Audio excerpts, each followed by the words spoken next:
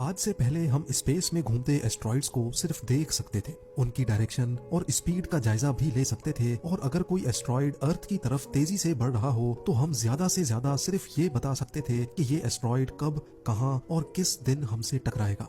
इससे ज्यादा हमारे पास किसी चीज का भी इख्तियार नहीं था।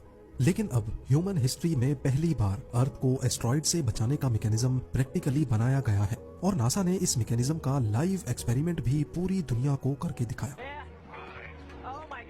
Yeah. Oh, wow.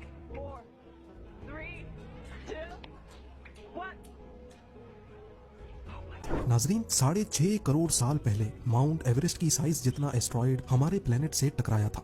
10 किलोमीटर फैले हुए एस्ट्रॉइड ने अर्थ का पूरा नक्शा ही बदल डाला। ये तबाही इतनी हौलनाक थी कि इसने पूरे प्लेनेट से डायनासोर्स का खात्मा कर दिया।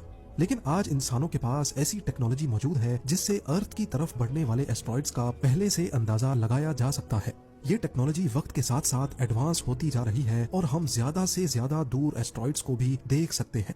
नासा के पास फ्यूचर में अर्थ के करीब से गुजरने वाले 26,115 एस्ट्रॉइड्स की लिस्ट मौजूद है। इनमें से 16,420 ऐसे एस्ट्रॉइड्स हैं जिनका साइज 100 मीटर से भी छोटा है।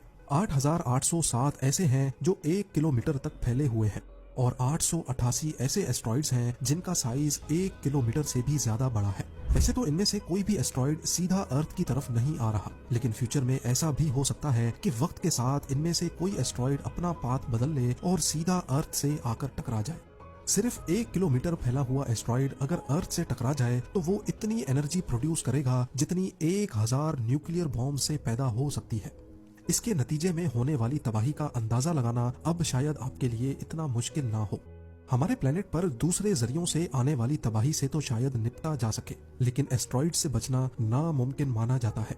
लेकिन अब नासा ने एक ऐसा एक्सपेरिमेंट करके दिखाया है जिससे हम एस्ट्रॉइड्स का मुकाबला भी कर सकते हैं। जी हाँ, ये एक तरह का प्लेनेटरी डिफेंस सिस्टम है जिसको काइनेटिक इम्पैक्टर टेक्निक कहा जाता है।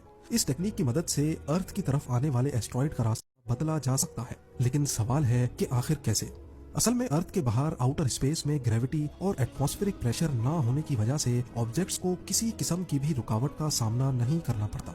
जो चीज जिस पोजीशन में है वो वैसे ही रहती है।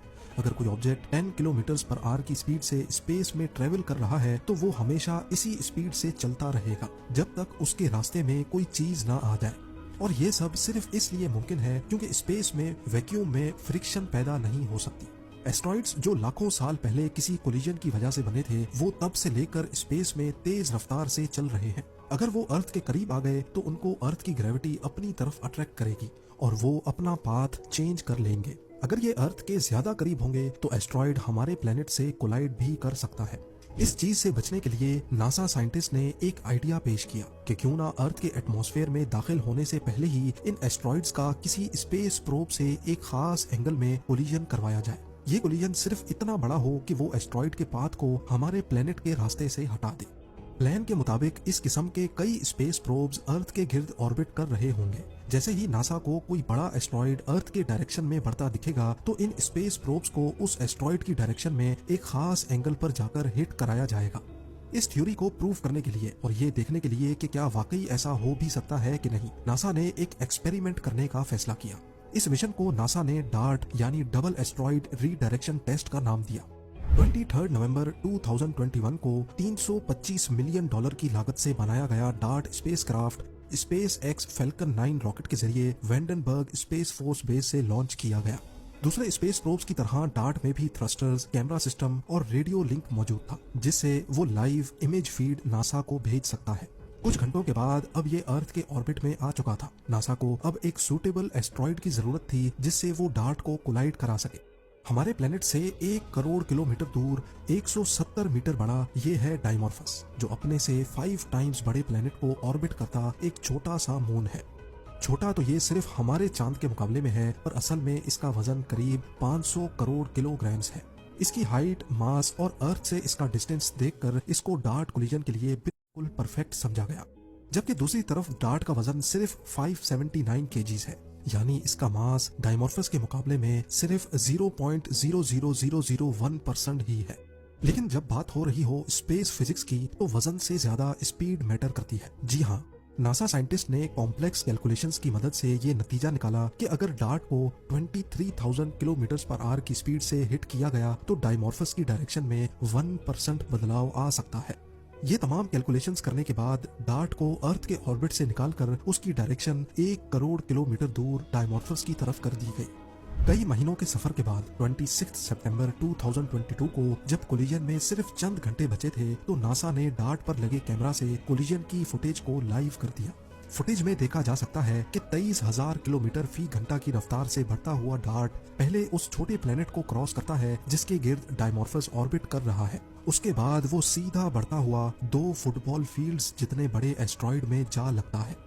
ये डार्ट से रिसीव होने वाले डायमॉर्फस की आखिरी फोटो है, जिसके बाद नासा का डार्ट से कनेक्शन हमेशा हमेशा के लिए टूट गया।